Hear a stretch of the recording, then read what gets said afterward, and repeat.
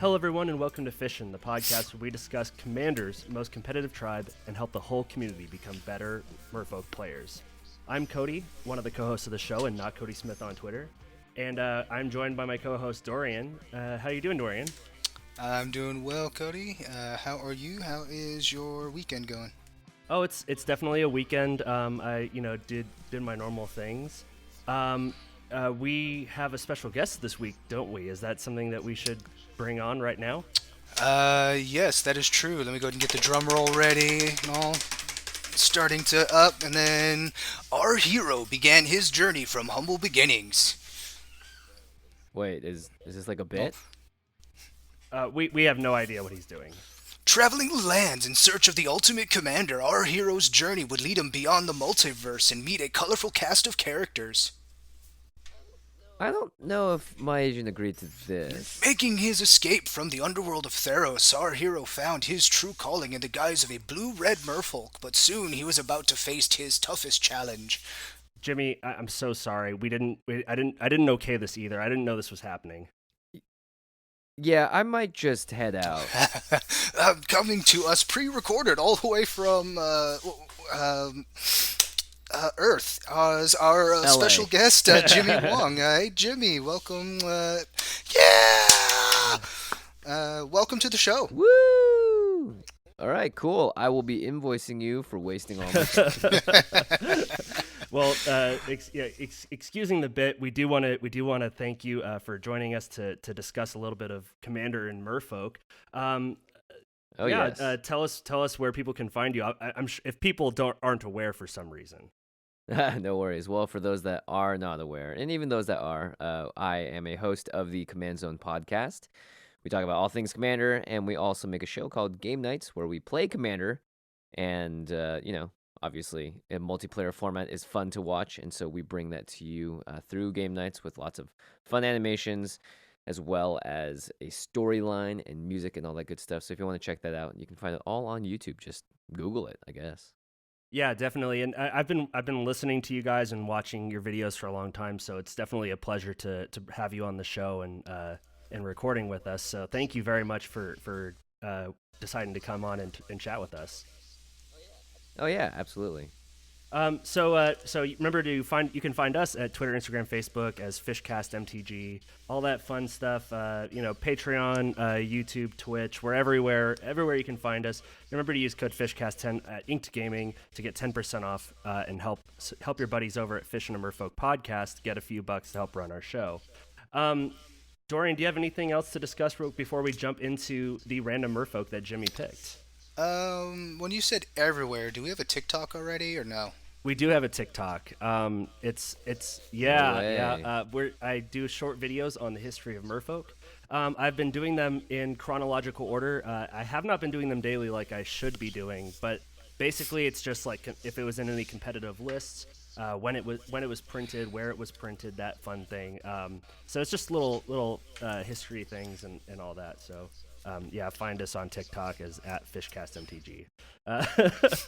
Thanks for bringing that up. I totally forgot. I was honestly just trying to pick, some social media that I know I didn't have and was not expecting that answer. So yeah. So we of course have the random Merfolk where we pick a card that has the word Merfolk on it in Magic's history, and we discuss it in whatever format that we're discussing. So this week, since we have Jimmy on discussing Commander Merfolk things, we decided that we would take his pick, which he picked random number 28, and talk about it in the guise of Commander Merfolk. I'll go ahead and read the card here for everybody. It's Windboard Charge is 2 generic white for a sorcery, and it says 2 target creatures you control each get +2/+2 and gain flying until end of turn. Now the reason this card came into our purview is because of the flavor text that says the Merfolk call the sky goddess Amaria, the core call her Cosima. The 2 races agree that on little except that she offers many blessings to the faithful. How exciting. Not a single Merfolk appears on this None card. at all. Yeah. It's definitely just a flying core. Which is a shame, too, because the Merfolk did fly in Zendikar. Indeed. No. But yeah, for the most part, this was just a fun, combat trick during Zendikar Limited, and not much to say more on that. Nope. The card's pretty crappy. I don't think you would ever really play this in the commander deck unless you were, I don't know, really wanting to make your creatures fly, in which case there are much better ways of doing that, obviously, without having to waste it on the sorcery. But it was also in Conspiracy, which is technically a multiplayer format. Yes. So I could see you using it, in a situation where you have to get over a couple of people's heads. Yeah, unless you're playing this like in some sort of peasant cube or something along those lines. Especially since there's only one, or there's two technically, I guess. Commanders. Well, no, there's three because there's even the Noyandar that you could play in Commander. Right. But at the same time, if you're playing blue-white in Commander, just as Jimmy said, there are way better options than this. And unfortunately, we're just going to have to pass on this one, I think. Yeah, I mean, this does kind of go well with Noyandar. You cast it, and then you put some stuff on the land, and then maybe later that land can fly. I don't know. You know what? Just read the flavor text. Yeah, and move on. yeah, I wholeheartedly agree. You actually have a really cool new episode of Game Nights coming out. Yes, and I'm not sure when this episode comes out, but the episode probably will be out at that point. But it is our Theros Beyond Death episode of Game Nights, where I play Dalakos, Crafter of Wonders, who happens to be a merfolk. Awesome.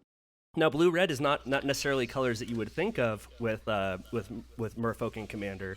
The options we've had up until this point have been rather mediocre at best. But that is definitely a color combination that really plays well with artifacts. So what was your general idea when you were deck building? So when I was making this deck, Dalakos, for those that don't know, he has an ability that he can tap for 2 colorless mana, and you can only use that to cast artifacts or activate abilities of artifacts. And he also has the text, equip creatures you control have haste and flying. So obviously it wants you to be a flying deck. Blue and red are artifact colors.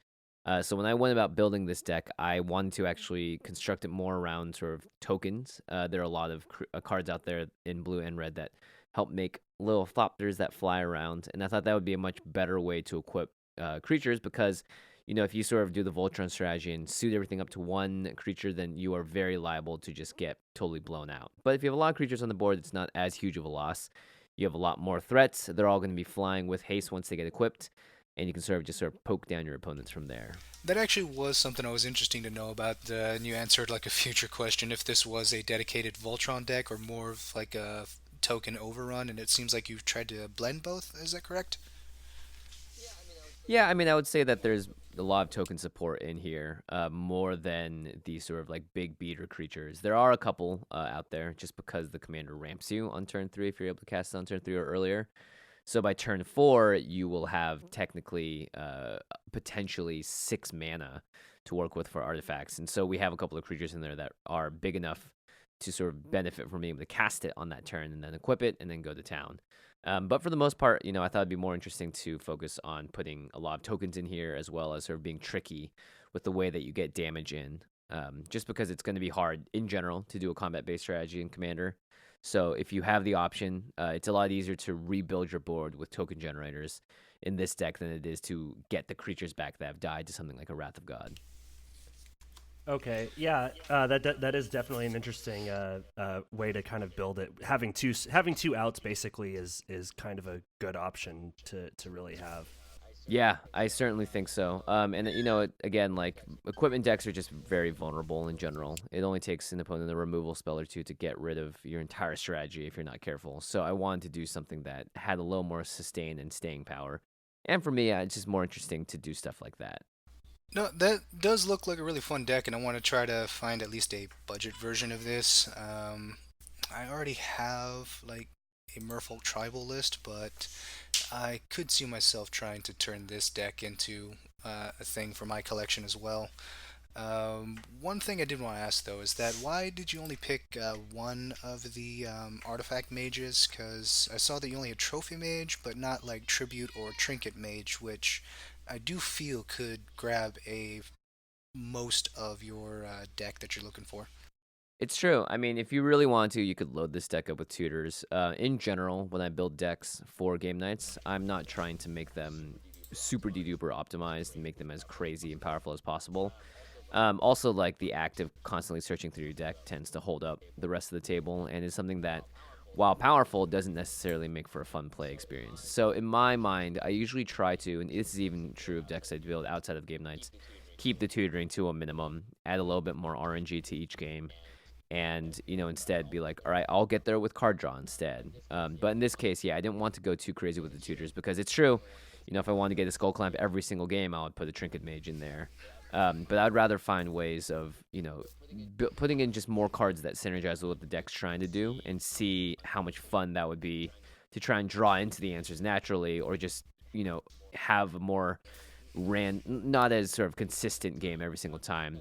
Just because for me, I could optimize the crap out of this, and that would be a way to make it much more efficient and potentially a lot more powerful compared to its current state. But for the case of game nights, for the case of trying to have fun and being a little more chaotic with it, I usually tend to take most of the tutors out and only leave a couple in. Now, I do want to post this information for those of you listening.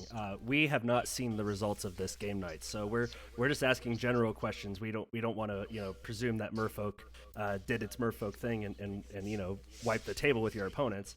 But I do have a question, because you have in a previous game nights episode played Kumena Tavern of Araska, and now you're coming up on Dalakos, and now I have to know: are you secretly like joining the Professor, Nikachu, and us as Merfolk Masters? I've definitely seen a lot of Merfolk decks in my time. Prof is, of course, a huge Merfolk fan. Now, Dalakos wasn't built as a Merfolk tribal deck, but Kumena was. And someone asked me recently on Instagram what my favorite deck I've ever played was on game nights, and I actually answered Kumena. Now, this could be because it was green-blue and just filled with so many value-based shenanigans that it was, I never felt like I was able to be stopped.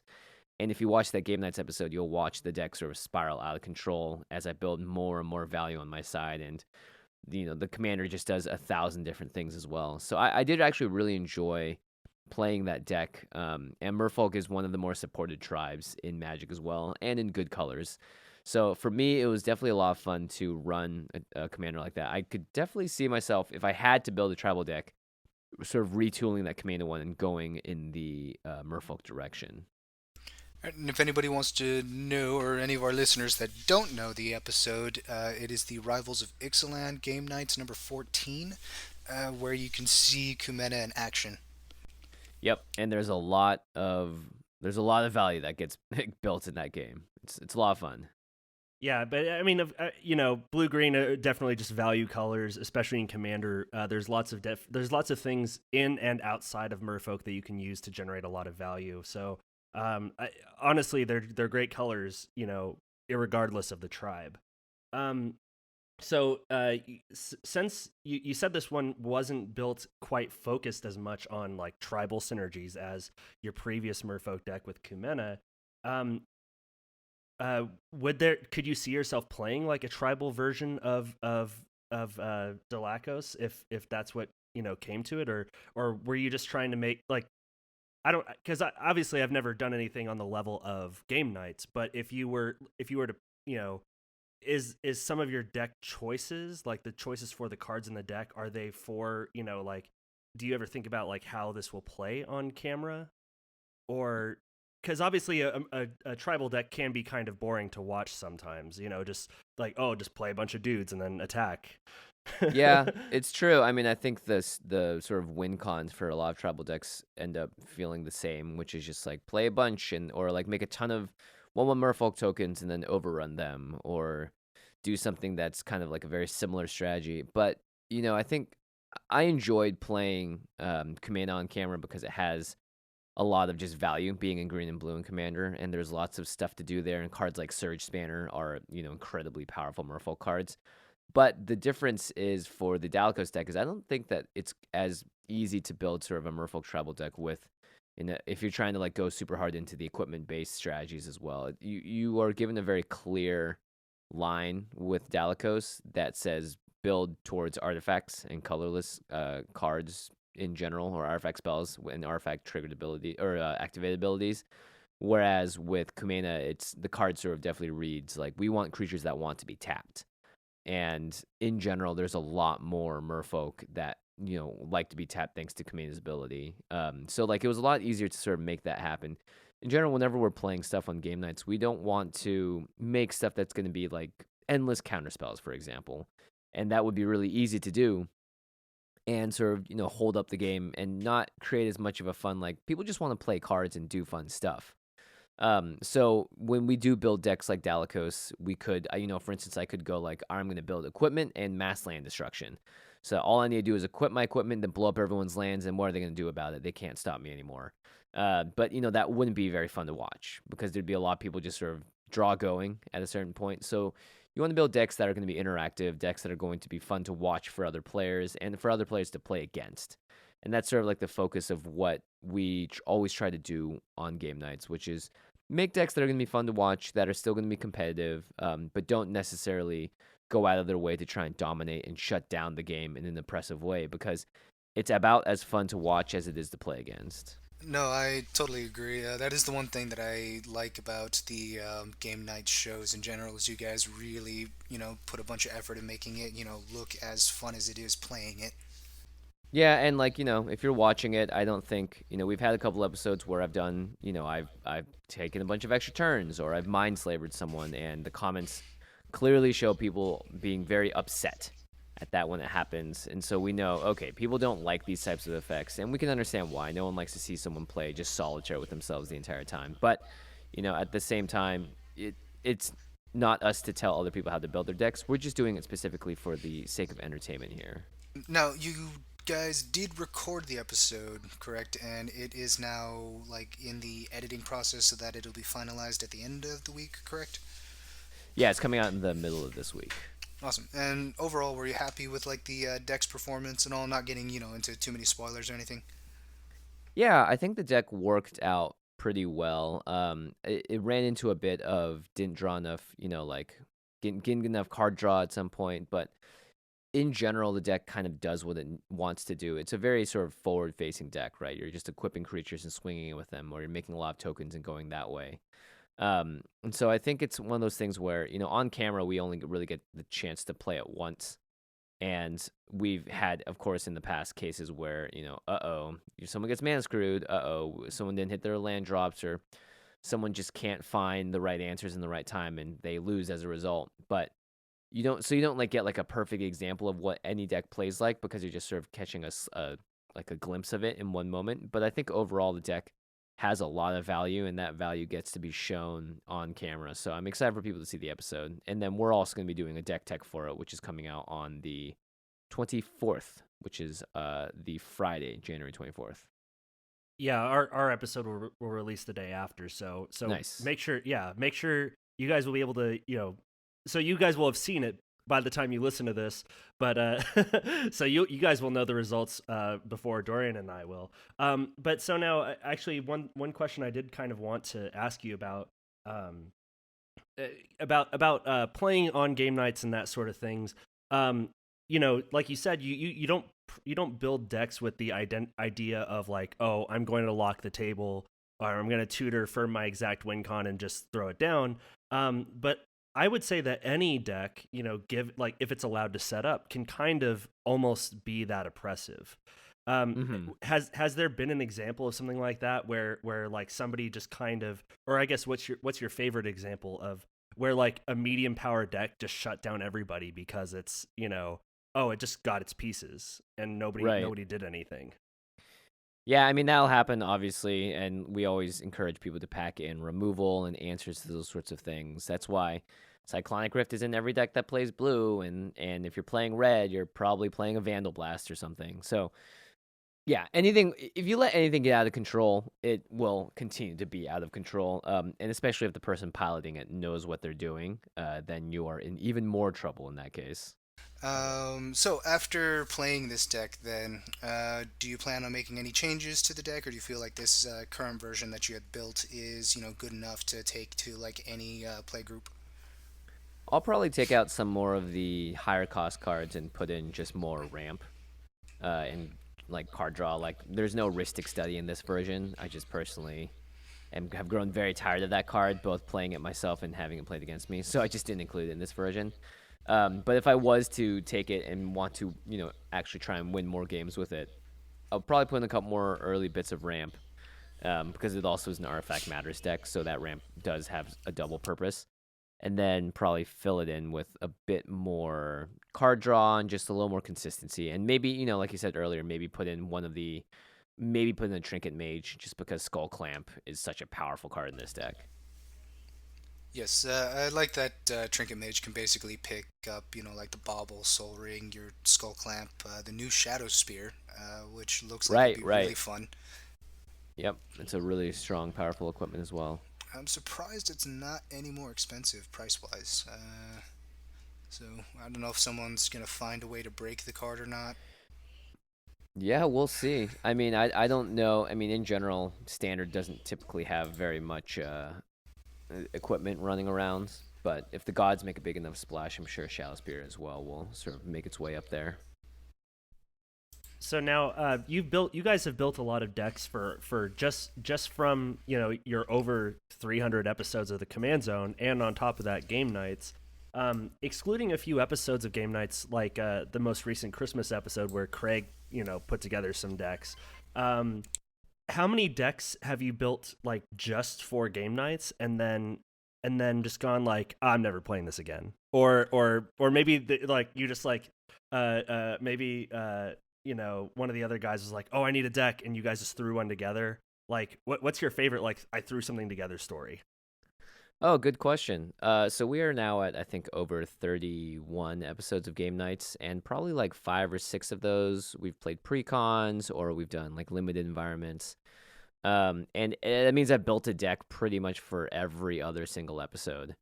And a lot of the times those decks don't really go anywhere. I would say that we're constantly in a shape where we're a situation where we're like taking apart other decks to build new ones. You're using the same cards from other decks into your new ones as well. So there are a lot of sort of half-finished or were finished and now sort of semi-taken apart decks lying around that I will eventually dissolve into the rest of my collection. There have only been a few decks that I've kept around for a while.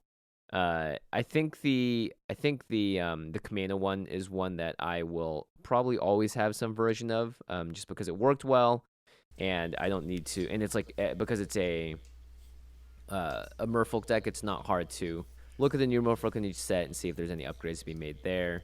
And green blue as well is just like will forever be really easy colors to brew around. But any of like the brawl decks that we've made, for example, there's just not much brawl happening in our area, so we don't play those. And then like decks, like I built the Lavinia one for Ravnica Allegiance. That was all about taking extra turns and was pretty oppressive. And I felt like not so great about how much of a beatdown it was afterwards. So I was like, I'm not going to play this anymore either. So I'd say there's a couple of decks in that realm where it's like, okay, that was powerful. We don't need to do this again. But for the most part, it's just a lot of fun to be able to constantly brew new stuff and try to build something around a new god like Theros or a new creature in a new set. It's part of the excitement, and in general, we never really throw the decks together. It usually takes about anywhere from a few days to a week to brew up each one and to goldfish it a little bit and just make sure that all the stuff works out, the mana base is right, and all that. But I would say the fastest I've had to put together a deck might be for the last episode of Game Nights we just filmed, where I did it in just under a day. But there was a specific stipulation that I gave myself that actually made it a lot easier. But you'll have to wait for that episode to come out to find out what that was. Oh, cool. Yeah, I can't wait to see this episode. It sounds like it's going to be a lot of fun.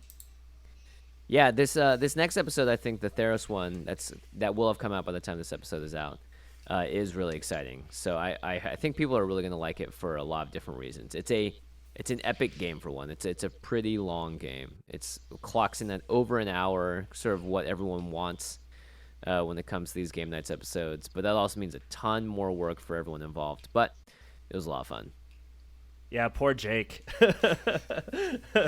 Yeah, Jake, Josh, the whole crew, both the Joshes. It's definitely a whole lot of work to sort of get it all done, but they did a really good job.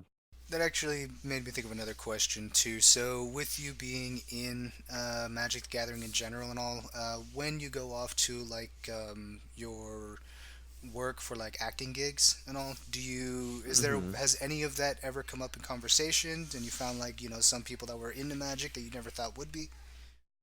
I've met a lot of people in the industry that I was surprised play, and they'll mention to me like, "Hey, I just saw, your video online. I didn't realize you played as well, blah blah."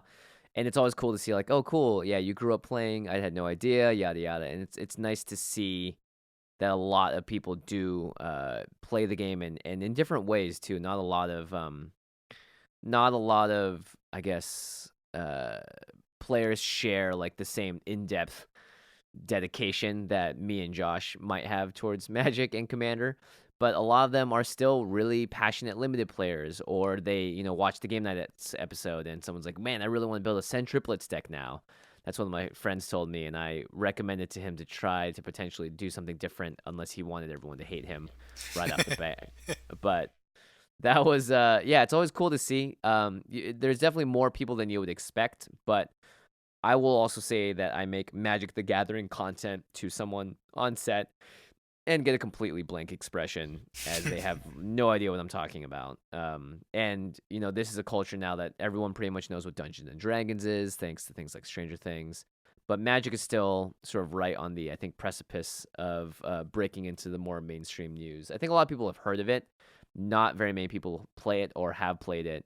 But the people that do, it's always a pleasant surprise. No, I do agree on that. That it's like still somewhat unknown, which is kind of sad because it's a lot faster than getting people together to play D&D in most respects. Um, but like the one thing that I was surprised to see was in like the new Zombieland movie is that they were playing Magic the Gathering in one of the scenes.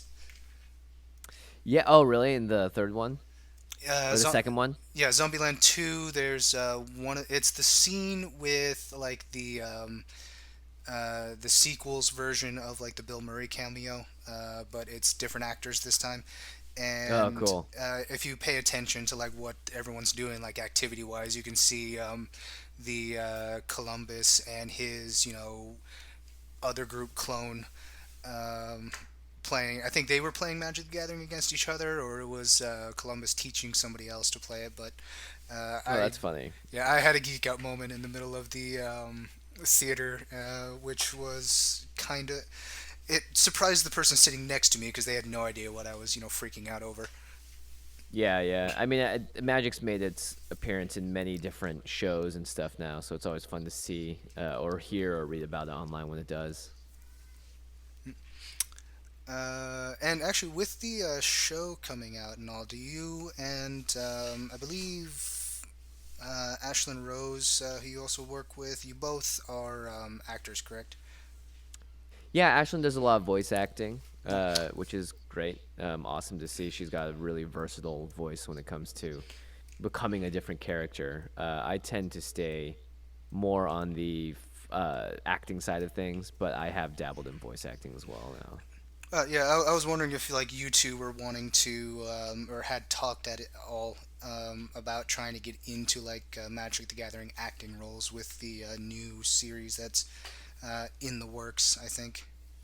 Yeah, I think the most that, and this is coming from sort of the industry perspective, the most that anyone can do is tell their representatives, their agents or managers or whatever, about a project that's on the horizon and express that they would be interested in auditioning for it.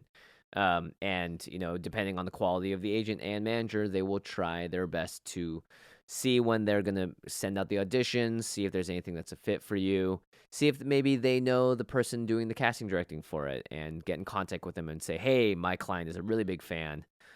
Does this, and this. He would love for a chance to audition. It would mean so much."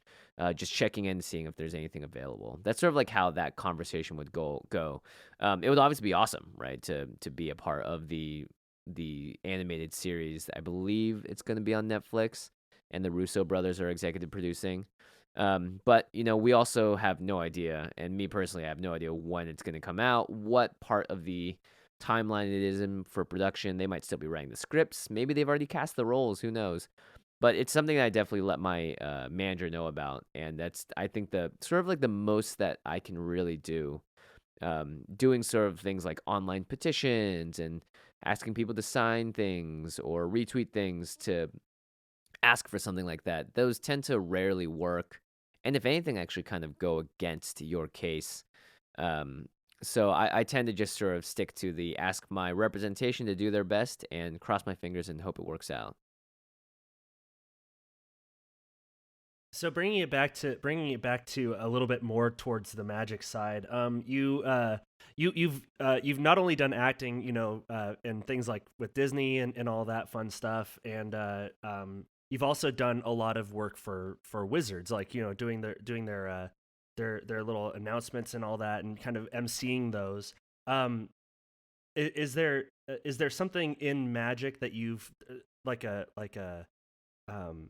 has like your politicking in Magic kind of helped your acting in some way, or what, I guess maybe what would be the biggest thing that you've brought over from Magic playing to acting?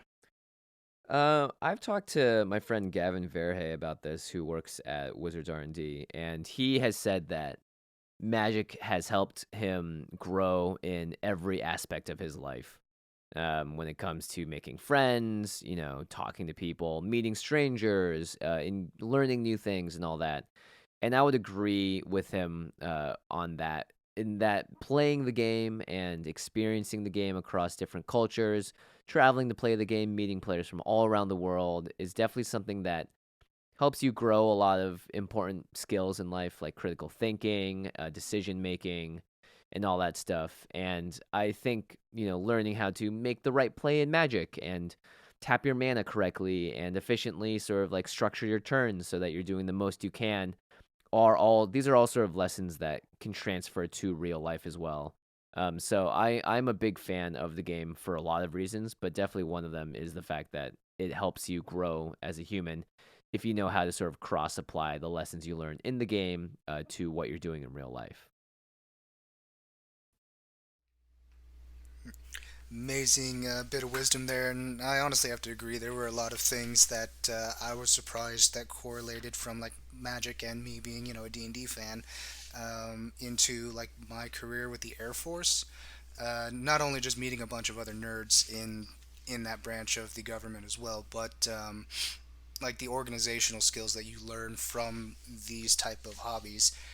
Getting applied into your actual job, day-to-day job, was surprising to me, and it was also one of like the hardest things to admit to like supervisors when they were asking, how did you learn this type of organization? And it's like from a card game.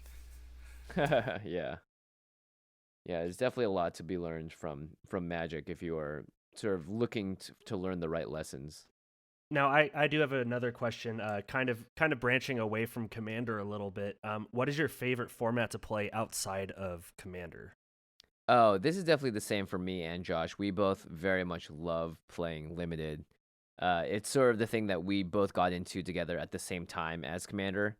It sort of kicked off with pre-releases for me and playing Sealed, and learning how to build decks out of packs like that, and then learning how to draft, which my friend said encompassed all the best parts about Magic, which is you get to open booster packs, you get to build decks, and then you get to play with them. So that was a lot of fun. The first few times I drafted, and me and Josh both listened to Limited Resources a lot as well, so we definitely got very much into the limited environment and limited aspect of the game, and that's something that we still very much enjoy to do today. And I'm very happy that you can draft on Arena and all that stuff as well. So that's sort of like my favorite format outside of Commander. Yeah, I feel bad. I've been neglecting Arena for over a month now, so I'm pretty sure I'm behind on a lot of quests. Yeah. So is there a color combination of decks that you have yet to build, or maybe is there a color combination that hasn't quite hit for you? For example, like mine, every time I build an Izzet deck, it either like ruins people's lives in about 5 or 6 turns, or it just kind of sputters and does nothing. And it's a color combo that I've never built a deck that I've been happy with. Is there like a guild or a 3-color selection that hasn't hit for you yet? Yeah, I have definitely built a couple of Esper decks that didn't quite hit the mark for me, and I'll sort of tear them down and rethink on it. I think the colors that I don't build around the most would be white. I rarely put white in my decks. I think the closest I'll get to it is playing 3-color with like Obzon or something. But for the most part, white. I haven't built an Azorius deck I really like. I haven't really been able to build a Boros deck that I want to play either, but that should come as a surprise to no one. So there's a lot of stuff that I'm like still slowly working at, but I'd say white is definitely the main color that's holding me back. I just can't find, especially in 2-color pairs, I just can't find that much interest in making a white X deck that really makes me feel like I'm doing the most I can and feeling, accomplished and powerful, sort of, which is what I want my decks to make me feel when I play Commander. That's definitely a fair assessment of that.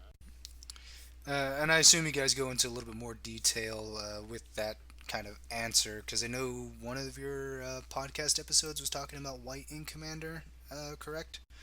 Pretty much all of our podcast episodes at some point include a bit to white in Commander. But we may not see the results of what R&D has done because they develop, 2 years in advance. So we may not actually see what changes until maybe, Commander Legends or later. I actually have no idea about the future right now. So for as far as I can tell, white is hopefully being addressed at some point. I hope so too. Like white to me, white is really fun as like a monocolor effect where you're doing a bunch of like anthem effects. But trying to like splash other colors for like my own quest to make a commander deck for every single color combination. That's the thing I'm having the difficult time with like Boros, Orzhov, and Esper actually. Mm-hmm. So if you had to build let's say we were all going to sit down and play a game where we all had to pick a legendary Merfolk, which Merfolk, and you can't choose one that you've already built. Okay. So you can't. where would your next? Stop us with Kumena again, sure. Yeah, stop us with Kumena. But where would your next choice be? Like, what legendary Merfolk do you think you would pick if you just had to pick one at random? I've played against a very powerful Emery deck, Lurker of the Loch, and that was disgusting how quickly that sort of chained off and took us all out. Noyandar is something that we talked about earlier on the show that I always thought would be a really interesting build around. I know a lot of people have built some interesting decks with him so far. He is 5 mana, so it's a bit of a expensive cost, but yeah, I would probably one of those two, either Emery or Noyandar. Dorian, which Merfolk would you pick if you had to build one? Just like if we were just to play right now, who would you pick? I would have to do a callback to one of our previous episodes and pick Jory N. That not specifically the same deck we talked about in that episode with Kitchen Table Commander, but a version of it, just to be like obnoxious. Like at the very just only casting 2 spells on everybody else's turn. Yeah, they've Nice. Wizards has done kind of an interesting thing with red blue where they're making like a second card drawn matters almost. So I think there's more tools coming out for that deck that would make it a little bit better than what we discussed in that episode. My roommate has a really killer Tatiova list, but that's due more to things like scape shift and being able to play multiple lands in a turn, and that deck can do some pretty dastardly things. I know Pleasant Kenobi has streamed a list of Tatiova, and I've seen it do some pretty nasty things. I think I'd have to pick Tatiova. Nice. Yeah, well, all very powerful, obviously. All right. So one last question before we get you out of here, Jimmy.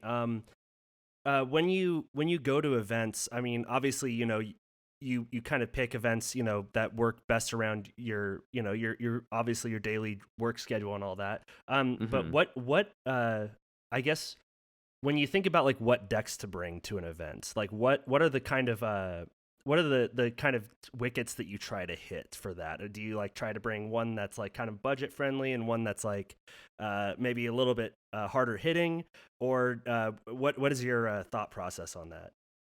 I think the thing for me is just bring decks that I want to play, and then not too many. If I bring 7-8 decks to an event, not only am I putting myself at risk of bringing a lot of decks that are obviously filled with different cards of a lot of value, but I also am probably not going to get through all of them. So I try to limit myself to 3 to 4 at most, and I kind of just do it up and down the power spectrum. I don't really bring any decks that are a 9 or above. I don't actually think I even own any decks that are that powerful. I try to bring 2 decks that are like 7 to 8s, and then the rest of them anywhere between a 5 and a 6. And I think I have the ability to play a power 5-6 deck at a 3 or a 4. Like not playing optimally, just doing fun plays and all that stuff.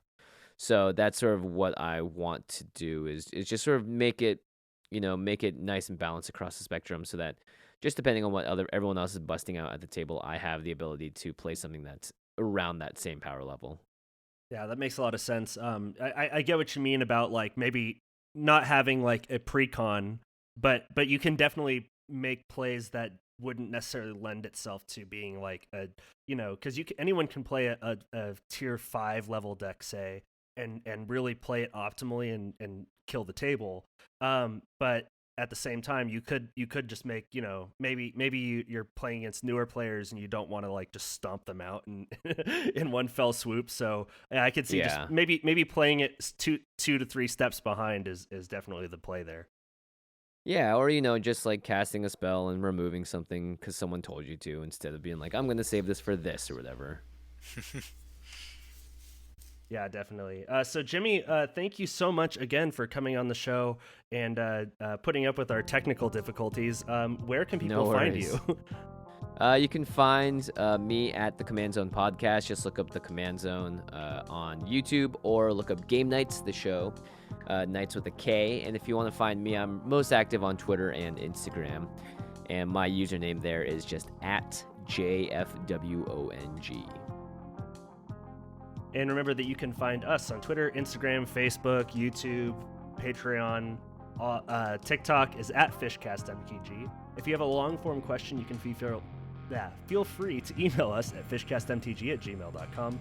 Our cover art was made by Tessa and Hunter Pruitt, and our logo and stream art was done by Ishton on Twitter, with our animated intro by JakeBossMTG. If you like what we're doing here, please rate and subscribe in the Apple or Google Play podcast app stores, as well as find us on Patreon at patreon.com/fishcastmtg. Jimmy, thank you again. It was such a pleasure, and we hope that everyone will see us all on the interwebs sometime next week. Yes, absolutely. Look forward to seeing everybody, or recording another episode for you all. But also to do a bit of a publicity shout out for Jimmy here. Go see Mulan. Comes out at the end of March, right? Yes, March 27th, 2020. All right. And you play Ling, correct? Yep, that's the one. Awesome. Okay, and then the very last question for me. What can I do to be your +1 for the premiere? I don't even think I get a +1, so sorry. Oh. Destroy my dreams like that. Oh.